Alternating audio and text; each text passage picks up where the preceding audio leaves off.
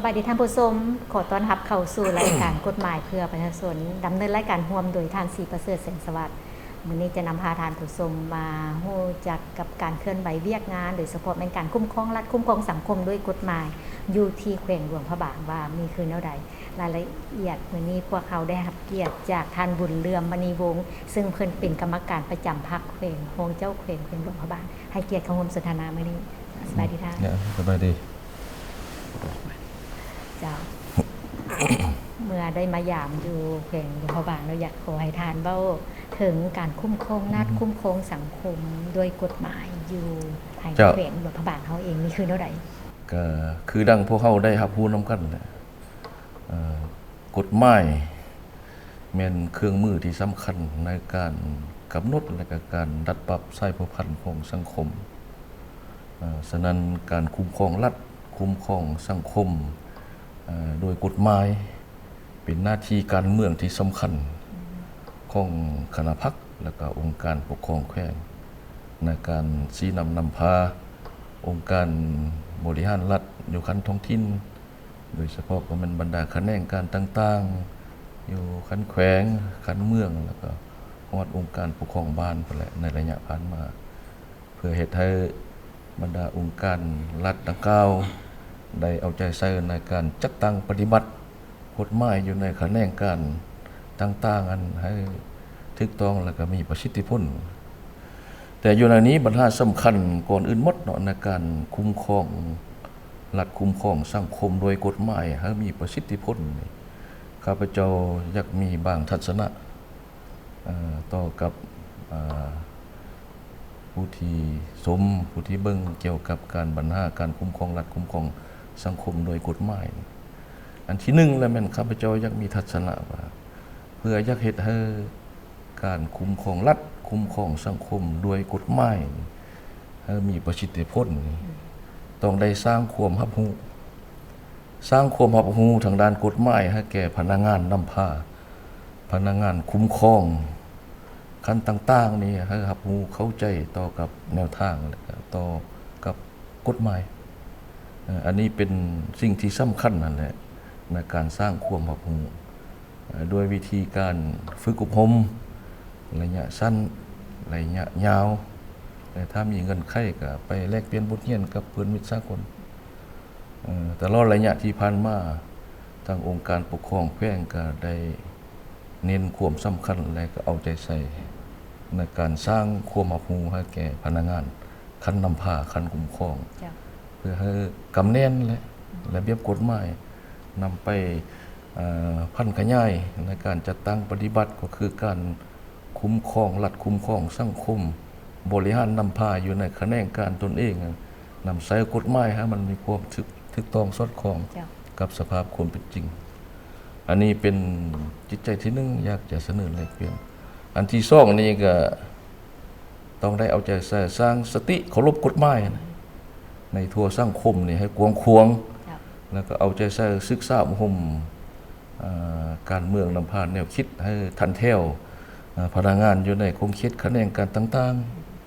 ๆมีคุณธาตุการเมืองนักแน่น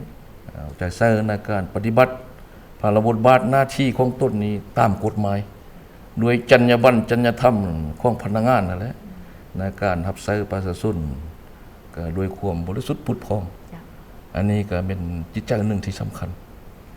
ในการสร้างสติเคารพกฎหมาย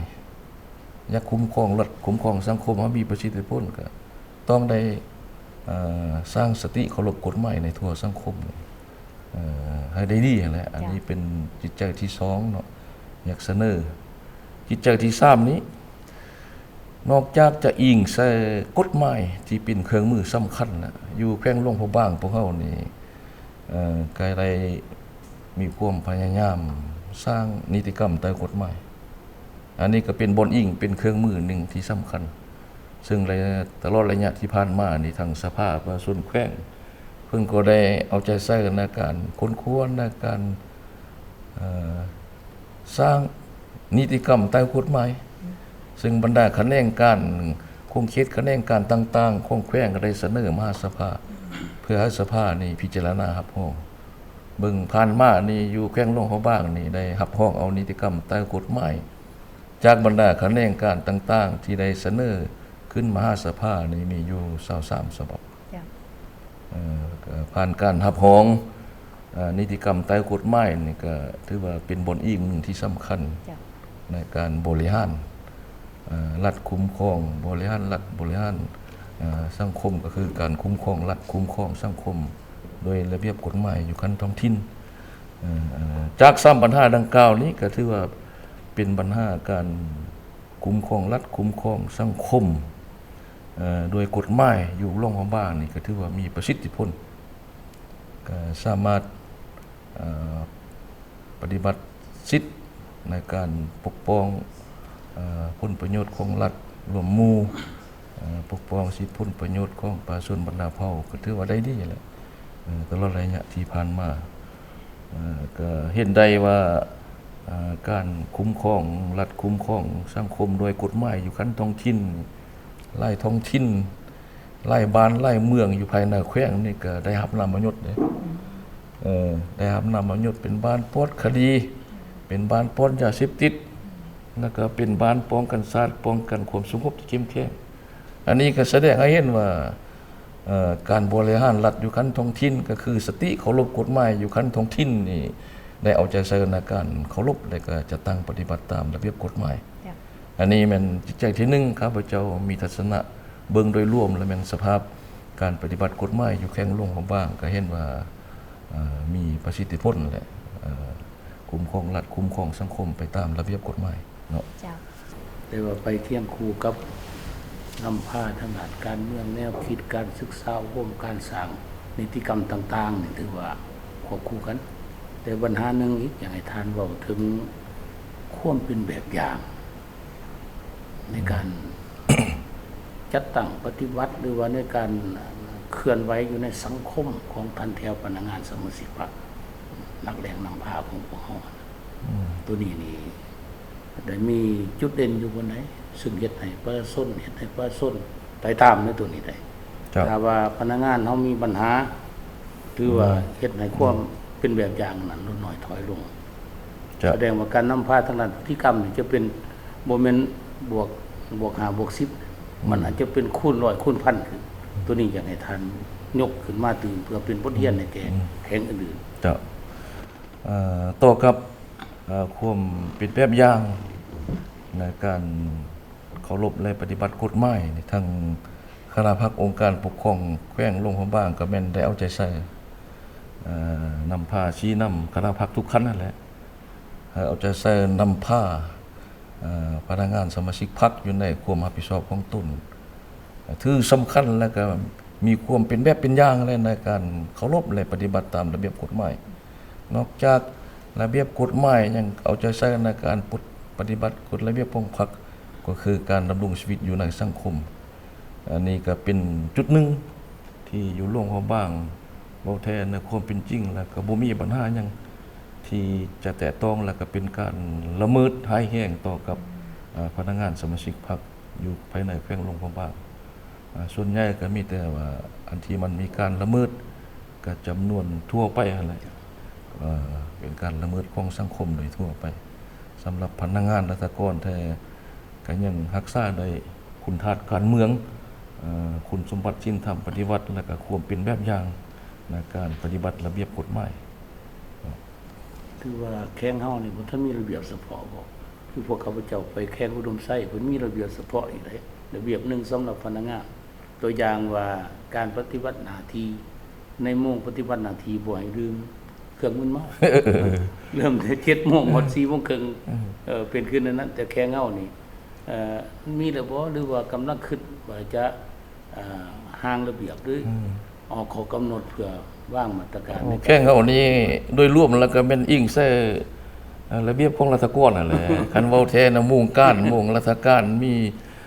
การปฏิบัติหน้าที่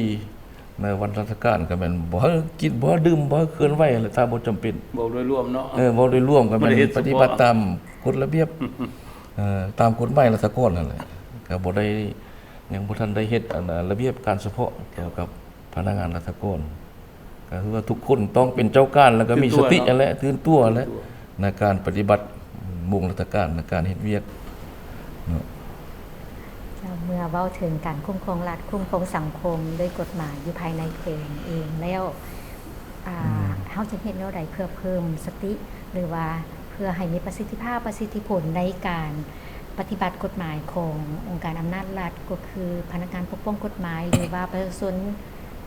ทั่วไปได้รับรู้เข้าใจตื่น เกี่ยวกับการจัดตั้งปฏิบัติระเบียบกฎหมายในระยะผ่านมาก็ถือว่าโลกของบ้างก็เฮ็ดได้ดีเนาะแต่ว่าในตอนหน้านี้เพื่อเพิ่มประสิทธิผลในการจัดตั้งปฏิบัติกฎหมายอยู่แขวงหลวงพระบางบรรดาแขนงการต่างๆของเขานี่ควรจัดตั้งควรสืบต่อจัดตั้งปฏิบัติแนวใดทัศนะของข้าพเจ้าละมันก็มี 3-4 จุดที่อยากเสนอให้มีการเพิ่มทวีและเอาใจใส่ตึงอันที่1นี่ก็แม่นต้องได้เพิ่มทวีการนำพาของคณะพรรคกันต่างๆต่อการจัดตั้งปฏิบัติรัฐธรรมนูญและกฎหมายและก็ถือกฎหมายเป็นสิ่งสูงสุดนั่นแหละคือแนวทางของพรรคเฮาเพิ่นก็ได้กำหนดสร้างรัฐสปป.ลาวอันนี้ครับเป็นรัฐที่ปกครองโดยกฎหมายคันว่าจะสร้างรัฐสปป.ลาวของพวกเฮานี่ครับเป็นรัฐที่ปกครองโดยกฎหมายก็ต้องถือกฎหมายนี่เป็นสิ่งสูงสุดนั่นลักษณะข้าพเจ้าก็คิดว่าต้องได้เพิ่มความเอาใจใส่ของคณะพรรคการต่างๆในการนำพาการจัดตั้งปฏิบัติกฎหมายถือกฎหมายนี่เป็นสิ่งสูงสุดเนาะพร้อมกันนี้คณะพรรคองค์การปกครองท้องถิ่นก็ต้องได้เอาใจใส่นำพาบุกทะลุทางด้านจินตนาการปรับปรุงแบบแผนในการนำพาคุ้มครองบริหารรัฐนี่ตามกลไกเก่าหันไปสู่การคุ้มครองบริหารรัฐแบบวิทยาศาสตร์นั่นแหละคือเพิ่นว่าหันเป็นดิจิตอลนั่นน่ะอันนี้ก็เป็นกลไกหนึ่งที่สำคัญแต่ว่าก็ให้มีความถูกต้องสอดคล้องกับระเบียบกฎหมายมีความถูกต้องสอดคล้องตามระเบียบกฎหมายอันนี้เป็นจิตใจอันที่หนึ่งอยากจะเสนอเพื่อยกระดับขึ้นตื่มอันที่สองนี้ก็แล้วแม่นองค์การอำนาจรัฐขั้นท้องถิ่นอยู่ภายในแขวงนี้ก็ต้องได้ถือกฎหมายนี้เป็นเครื่องมือเป็นบอนอิงที่สำคัญนั่นแหละในการคุ้มครองรัฐคุ้มครองเศรษฐกิจสังคมก็เป็นเจ้าการในการปฏิบัติภาระบทบาทสิทธิและหน้าที่ตามกฎหมายเพิ่มทวีการติดตามกฎกาการปฏิบัติกฎหมายและก็ความเป็นเจ้าการของประชาชนในการปฏิบัติกฎหมายสกัดกั้นปัญหาการละเมิดกฎหมายถ้าว่ามีการละเมิดกฎหมายก็ต้องได้เข้มงวดในการแก้ไขตามระเบียบกฎหมายอันนี้เป็นจิตใจที่สองเอามาเบิ่งโดยรวมแล้วกลไกในการนำพาคุ้มครองบางภาคส่วนนี่ก็ยังแบบดำเนินตามเก่าฉะนั้นต้องได้เอาใจใส่ทางด้านจินตนาการหันไปสู่การคุ้มครองรัฐคุ้มครองสังคมโดยระเบียบกฎหมายเทื่อละเก่านะจิตใจที่3นี้ก็ต้องได้เอาใจใส่ชี้นำองค์การอำนาจรัฐทุกขั้นภายในแขวงนี่เพิ่มทวีการโฆษณาเผยแพร่กฎหมายอันนี้ก็เป็นเวียกหนึ่งที่สำคัญอยากให้ทุกคนอยู่ในสังคมนี้มีสติเคารพกฎหมายบรรดากฎหมายที่สภาได้รับห้องเอานั้นต้องได้สร้างเงินไขโฆษณาให้ทั่วสังคมนี้ได้รับรู้เข้าใจเพื่อสร้างสติเคารพกฎหมายแล้วก็มีความเป็นเจ้าการสำคัญก็แม่นต้องได้เริ่มจากพนักงานทหารตำรวจเป็นเจ้าการนั่นแหละแค่พวกเขานี่เว้าเรื่องการจัดตั้งปฏิบัติกฎหมายโดยรวมก็แม่นปฏิบัติมีความถูกต้องสอดคล้องปัญหาที่มีความยุ่งยากนี่คะแนนการเกี่ยวข้องก็คือเจ้าหน้าที่คนรายงานข้อความเห็นจากองค์การปกครองแขวงปกติการนำใช้กฎหมายต่างๆเข้าในการแก้ไขปัญหาอันใดที่เป็นการฝ่าฝืนเป็นการละเมิดกฎหมายบ่ว่าแต่เจ้าหน้าที่เนาะภาคส่วนที่ มีภาระบทบาทในการดำเนินคดีตามกระบวนการยุติธรรมก็ได้รายงานข้อข่มเหงจากองค์คณะพรรคก็คือทางแขวงเป็นปกติ ทั้งรายงานทั้งประสาน ทางรายงานทางประสานทบมีบางกรณีทางภาคส่วนเกี่ยวข้องกับรายงานทางไส้ตั้งไส้ควงเพื่อความเป็นเอกภาพและในการจัดตั้งปฏิบัติเหมือนถ้าได้ที่มันมีความยุ่งยากอยู่ร่วมของบ้างเคยปฏิบัติในด้าน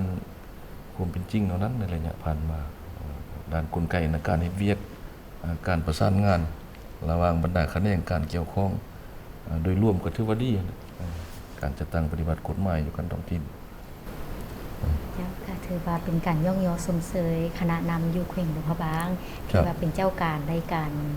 ซีนำพาในการจัดตั้งปฏิบัติในการคุ้มครองรัฐคุ้มครองสังคมด้วยกฎหมายอย่างแท้จริงเพิ่มสติเคารพกฎหมายด้วยการโฆษณาเผยแพร่โดยซีนำให้ภาคส่วนที่เกี่ยวข้องก็คือเจ้ากฎหมายผู้โฆษณาเผยแพร่ให้ประชาชนสังคมได้รับผู้เข้าใจ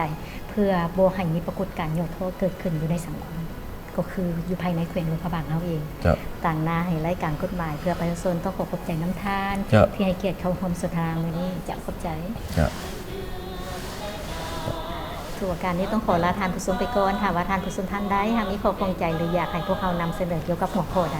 ก็สามารถติดต่อมาได้ตามรายการที่ทางเห็นจุฬาจอมพลังสำหรับมื้อนี้สบายดีศาสตร์ลาวให้มันยืนนานสภาแห่งศาสตร์สภาของประชาชนโดยประชาชนเพื่อประชาชนสิทธิและหน้าที่เกิดไว้ในใจของตนผู้แทนทุกคนประกันด้วยเกียรติศักดิ์ศรี